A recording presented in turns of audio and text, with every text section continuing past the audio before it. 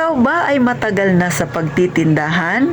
Ano ang naging inspirasyon mo? Bakit ka tumagal? Ha, Sisi, ano ang nakakapagbigay inspirasyon sa'yo para manatili sa iyong negosyo? Kahit sabihin ng iba, ang liit naman ng tindahan mo. Pero bago ako mag-umpisa, makikisuyo muna sa'yo, maglalambing muna si Ate Tintin, huwag ka nang mahiya, pindutin mo na ang subscribe button na yan at tayo nang magchismisan. Magandang araw mga kasari-sari, ako si Ate Tintin. Sa mga hindi pa nakakakilala sa akin, syempre nagbibigay tayo ng kaunting tips, lalo na sa mga gustong mag-umpisa ng ganitong negosyo, ang tindahan. Sa mga kasari, sa mga datihan na dyan na may tindahan, bakit ka tumagal sa pagtitindahan? Ano ang naging inspirasyon mo?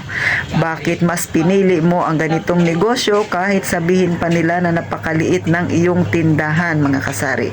Pero si Ate Tintin, eto naman ang sarili kong opinyon.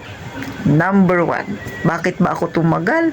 Syempre, ayoko nang bumalik sa pagiging empleyado. Pagod na ako, mga kasaring, utos-utosan ako.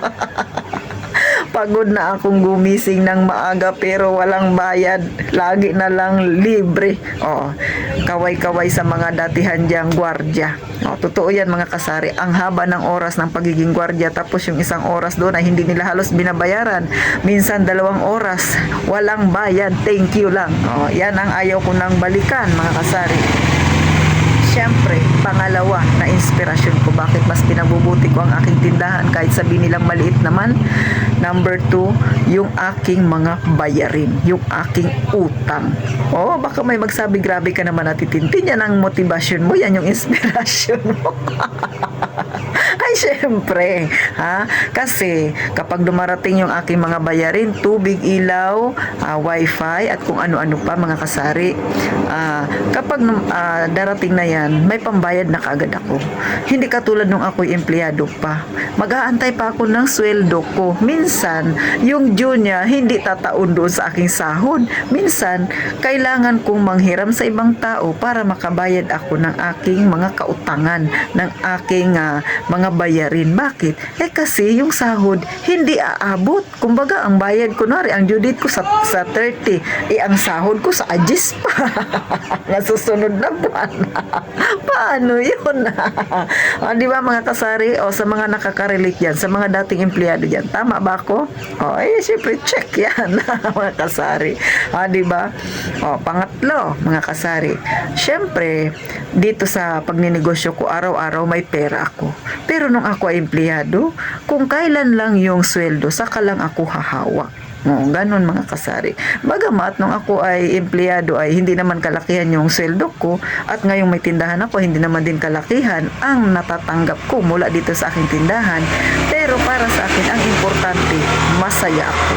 Isa yan sa nakakapag-motivate sa akin. Masaya ako sa aking ginagawa. Kasi sa trabaho ko, mas marami na yung hirap ko, mas marami na yung pighating nararamdaman ko kaysa sa masaya ako. Grabing Tagalog, di ba? Pighati. Totoo yan, mga kasari. At syempre, higit sa lahat, ang nakakapagbigay ng motivasyon sa akin, mga kasari, ay ito. Nakikita ko yung savings ko mas malaki kumpara noong ako ay empleyado. Kayo ba? Ganyan ba kayo? Kaway-kaway dyan, mga kasari, na parehas tayo ng nararanasan. Diba? Bagamat sa iba siguro kung ikukumpara yung savings ko ay maliit lang naman, kasi maliit naman yung tindahan ko, ay masaya ako. Bakit? Kasi para sa akin ay malaki na yan. Kasi nga, ang buhay na Tintin ay hindi naman mayaman. Wala ako sa payaman-yaman, kundi nasa mahirap akong kalagayan. Pero syempre nangangarap ako na kahit papano mabago ng paunti-unti ang aking kalagayan. Kaya proud ako sa sarili ko. Ang mahalaga, masaya ako sa aking ginagawa. So, yan yung mga nagiging inspirasyon ko para magpatuloy ako sa aking maliit na tindahan. At syempre pa, pinakahuli na nagiging motivation ko, bakit nagpapatuloy si Ate Tintin sa ganitong negosyo?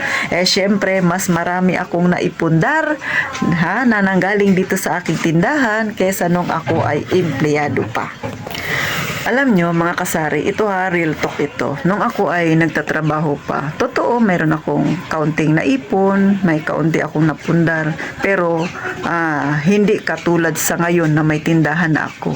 Mas doble yung aking naipon kumpara nung ako empleyado pa. Mas marami akong naipundar kesa nung ako ay empleyado pa.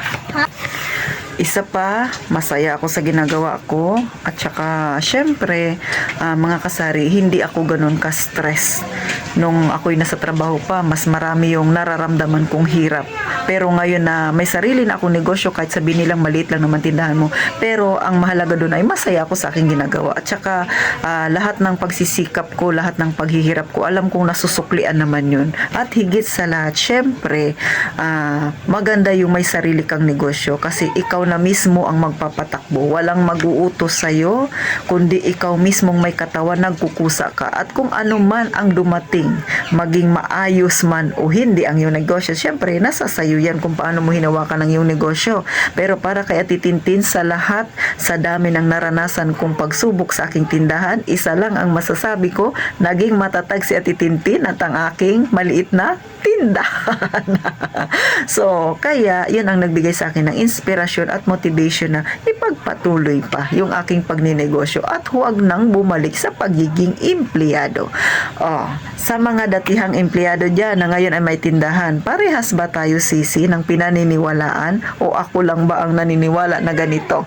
Kung magkaparehas tayo, mag-comment ka dyan at kung magkaiba naman tayo, i-comment mo rin dyan bakit yan ang iyong paniniwala. Pero para syempre sa opinion ni Ate Tintin ay ito, mas gusto ko ang ganitong maliit na negosyo.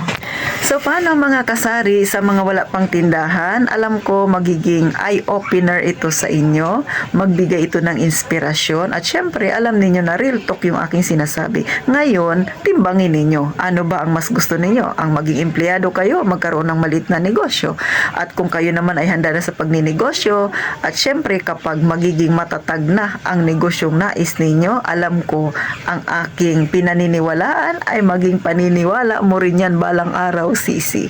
So paano, hanggang dito na lang si Ate Tintin. Sana kahit paano ay nakapulot kayo ng kaunting idea mga kasari. At syempre pa, kagaya nga ng palagi kong sinasabi, mag-iingat tayong lahat palagi mga kasari.